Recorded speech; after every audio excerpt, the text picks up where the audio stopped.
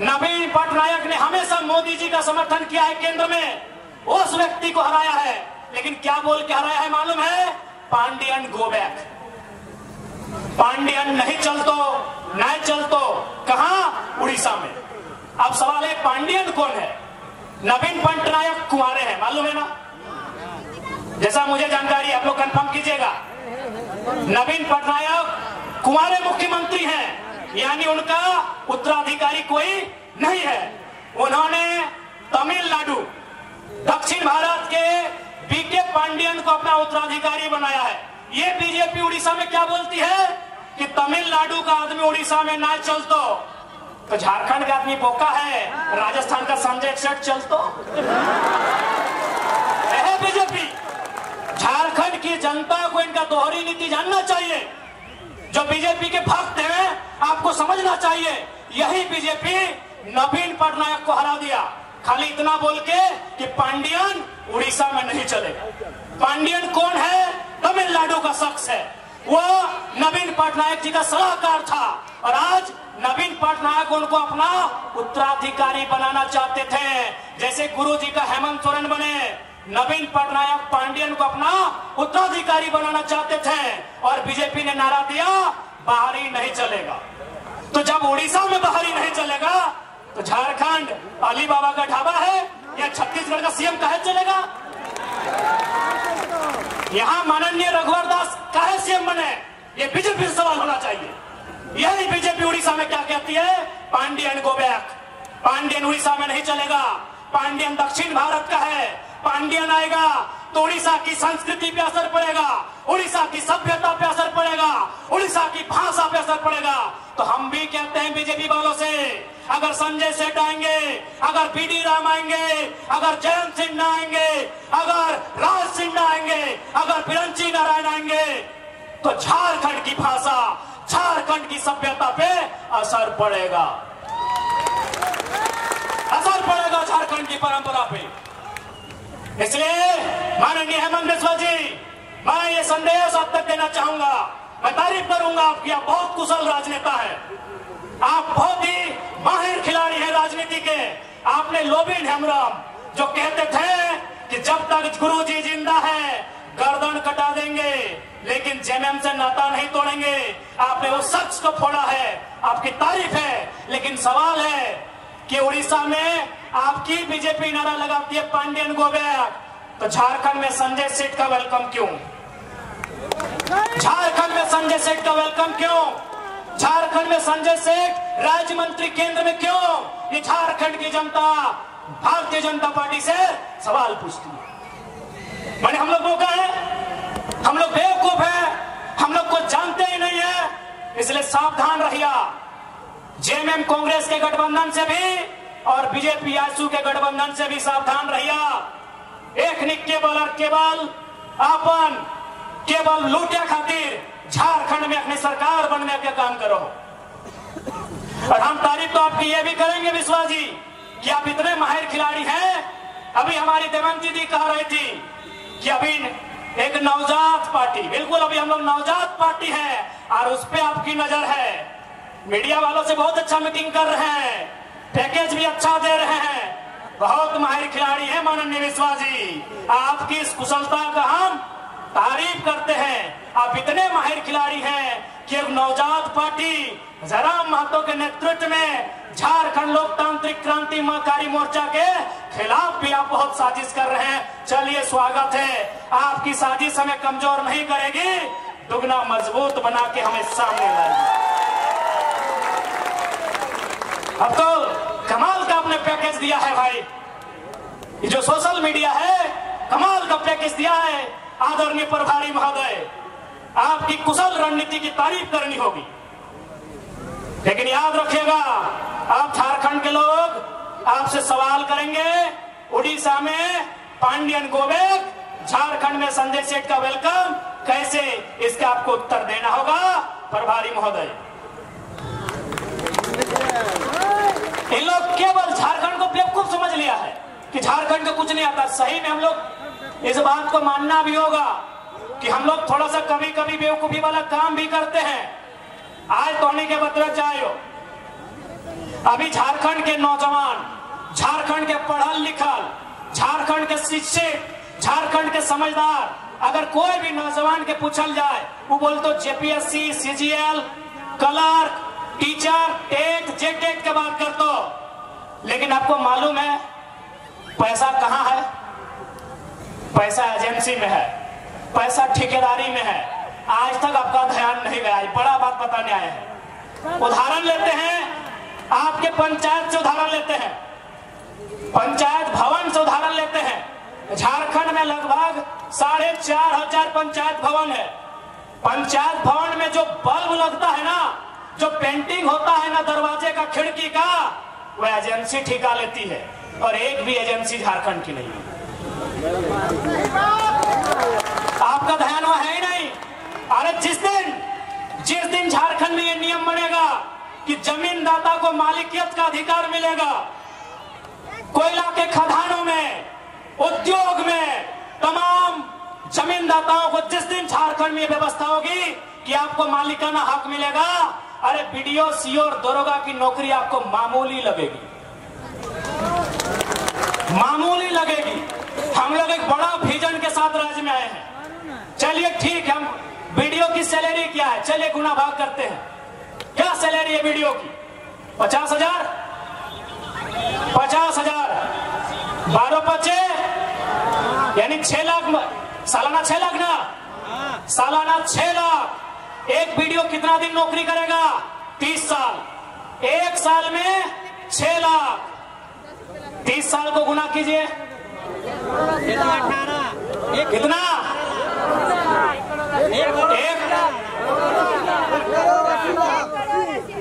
ठीक से गुना कर लिए, 6 लाख गुना 30 साल, यानी 6 लाख में अगर 1 जीरो देंगे 30 का तो 60 लाख।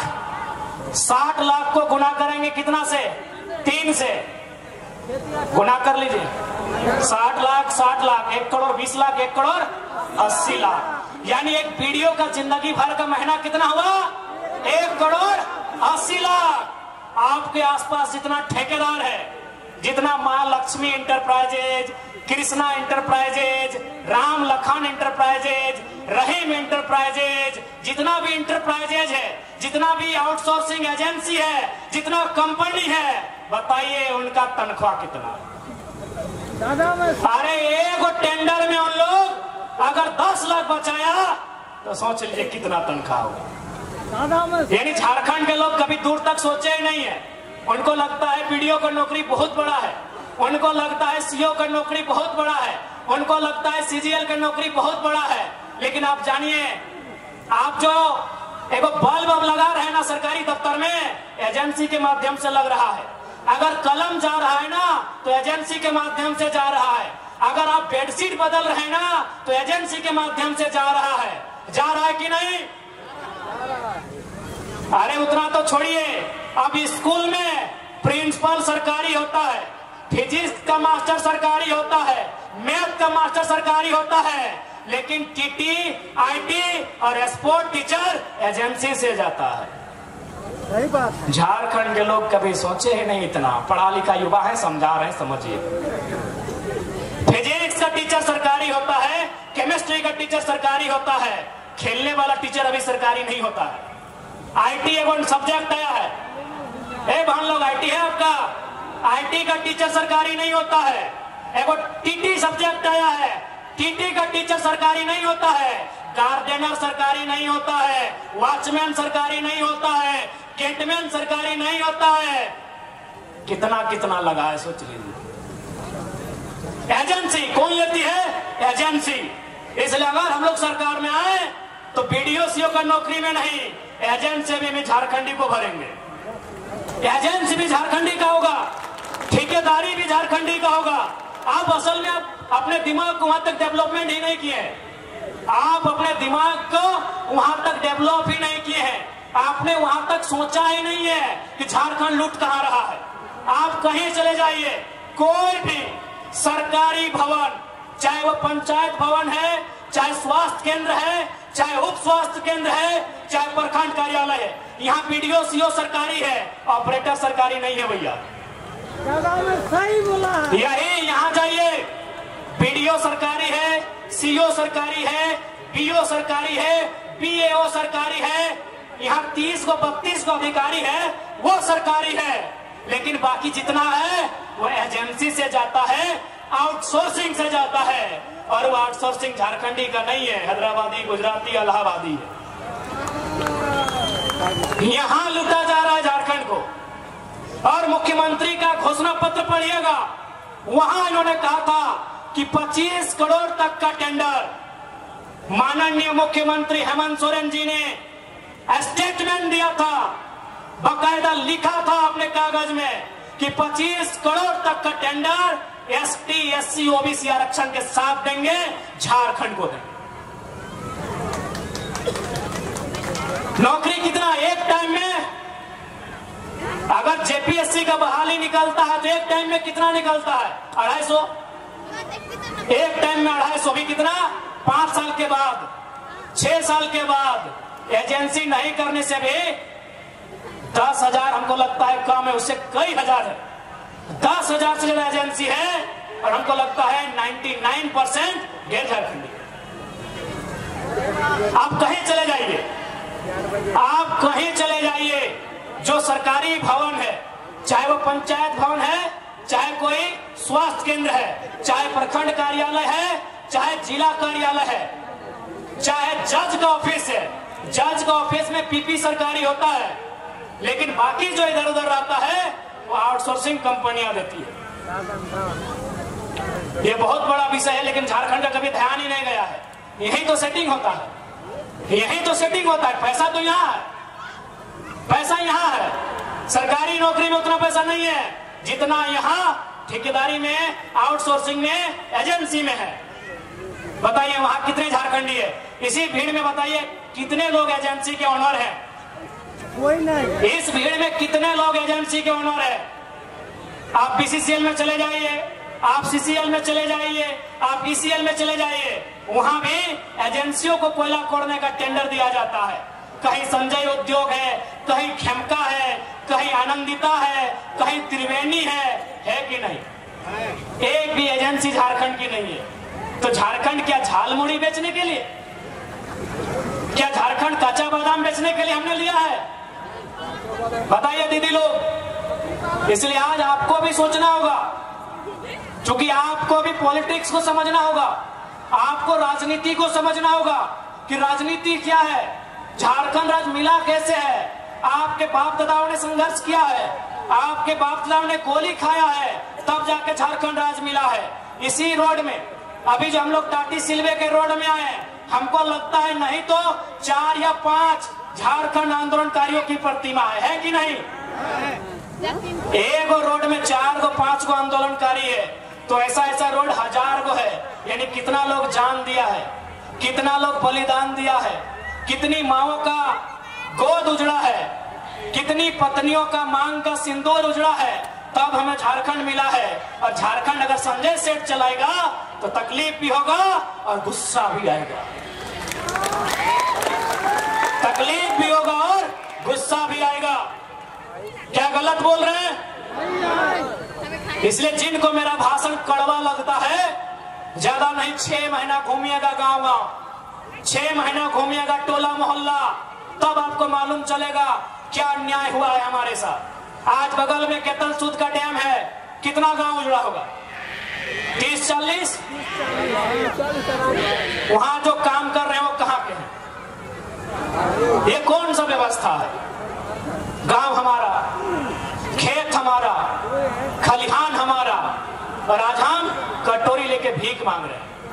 यही उषा मार्टिन यूनिवर्सिटी है, उषा मार्टिन फैक्ट्री है, यही मेगा फूड है, और यही बाबा रामदेव का ढोंगी चरित्र भी है।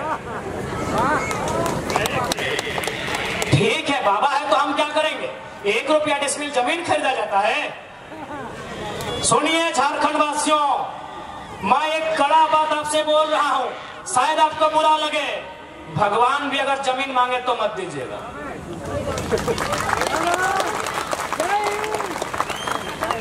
भगवान का आसमान है, धरती का किसान है। मेरी बात आपको बुरा लग रहा होगा, लगे, एक बहुत विद्रोही कवि ने भी लिखा है कि भगवान का आसमान है, धरती किसान का है। भगवान के नाम में भी जमीन मत दीजिएगा। कांके में गौशाला को 108 एकड़ जमीन दिया था, उन्होंने दे दिया डीएवी को। ले दे के आपका जमीन पूंजीपति को जाएगा और आपको भीख मांगना होगा। कोई अगर भगवान के नाम में भी जमीन मांगे मत दीजिएगा। भगवान अगर डायरेक्ट मांगे तब सोचिएगा। भगवान अगर डायरेक्ट मांगे तो सोचिएगा, नहीं तो बाबा रामदेव जिसको लोग पूछते हैं 1 रुपया डिसमिल जमीन लिया है, यहाँ गलत बोल रहे क्या? आवाज नहीं आ रहा है, डर लग रहा है क्या? भगवान अगर डायरेक्ट मांगे, जैसे आसमान में को बड़ा तस्वीर आया, लगे कि हाँ ये भगवान हो सकते हैं, अगर वो डायरेक्ट बोले कि अनगढ़ा के लोगों ये अनगढ़ा का मैदान हमें दे दीजिए, तब सोचिएगा, अभी सोचिएगा, देना नहीं है, सोच के दे दीजिएगा। भगवान का घर आसमान है, ये धरती किसान का है। क्या गलत बोल रहे हैं? इसी तरह झारखंड का जमीन हड़पा गया है। अगर भगवान जी डायरेक्ट मिलते हैं, डायरेक्ट जमीन मांगते हैं, दीजिए, हमें कोई आपत्ति नहीं है। नहीं तो रामदेव बाबा जैसा शख्स जमीन लूटने में देरी नहीं किया।